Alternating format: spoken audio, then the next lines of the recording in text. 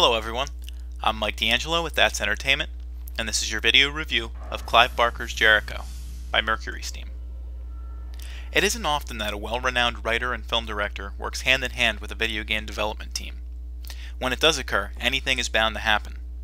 Clive Barker's initial foray into video games was in 2001 with a game called Undying. The game was critically acclaimed, yet no one seemed to buy it. In 2004, R.A. Salvatore, arguably the best writer of Dungeons & Dragons fiction, headlined the story from the game Demon's Stone.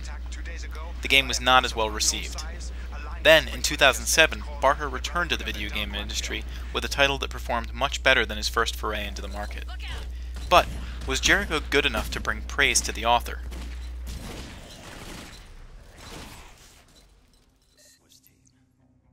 In our world, there is what we can see and what exists just beyond the scope of our vision. However, there are some of us with the gift to see into that distant horizon, those who specialize in the occult. Before God created man, he created something so much in his image that it was altogether too frightening to behold. This firstborn was tucked away, banished forever into the abyss. But some things never stay hidden away from prying eyes. Man, with its insatiable curiosity, somehow found the firstborn in the Middle Eastern city of Al-Khali. Over time, the firstborn grew in strength and tried to break into our world. Those masters of the occult were formed into a team of specialists called Jericho. They've been summoned to Al-Khali to finish God's work and banish the firstborn to the abyss, where it can no longer hurt humanity. Shit, it was a joke! In Jericho, players start as Devin Ross, a psychic healer who leads Jericho Squad. Due to some unforeseen problems, his soul leaves his body, instead traveling between the other members of his team, all who have unique weapons and special abilities to utilize in destroying the demons that have been perverted by the Firstborn's influence. The game, though situated in the horror genre, leans heavily on a tactical first-person engine. The team is broken up into two parts, and it is imperative to direct your allies into combat cautiously and effectively. Your team members will die if you utilize their talents poorly, and it becomes increasingly difficult to keep yourself alive while you try to bring them back to life. The members of Jericho Squad are difficult to wrangle at times, which leaves this tactical game feeling quite sloppy from time to time, thanks especially to the copious amount of health that even the most basic of enemies have. As you proceed through the game, the environment changes greatly. It's hard to convey what that means without giving too much away, but suffice it to say that the Firstborn has had its hands in our world for quite some time.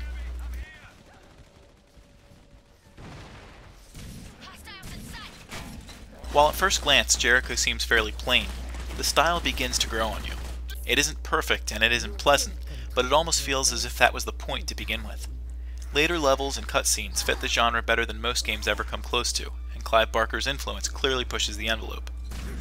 It doesn't hurt the game that the music is effectively creepy, and the voice work is demonstrated with conviction. The sound doesn't offer too much to the title, although there are a lot of unique things that you can hear in your journeys within Al-Khali.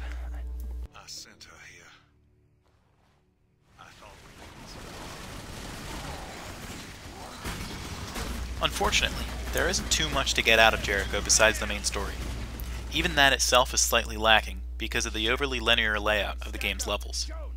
The greatest amount of replayability that you'll find in this game is finding new ways to work with your squad. The idea of becoming a more efficient unit may seem boring to some, but against demons and other grotesque monsters, some might find it challenging and, eventually, quite rewarding.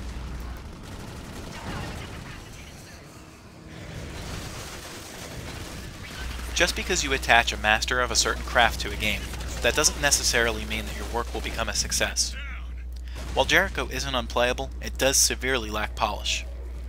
Things feel as if they were a little too deliberately placed, leaving the rest of the title feeling like you're running a gauntlet through a game with an artificially raised difficulty. If the game had focused somewhat on some more freedoms, as well as a more dependable AI system, this horror title could have been singing a much sweeter tune. That's Entertainment awards Jericho a score of 7 out of 10.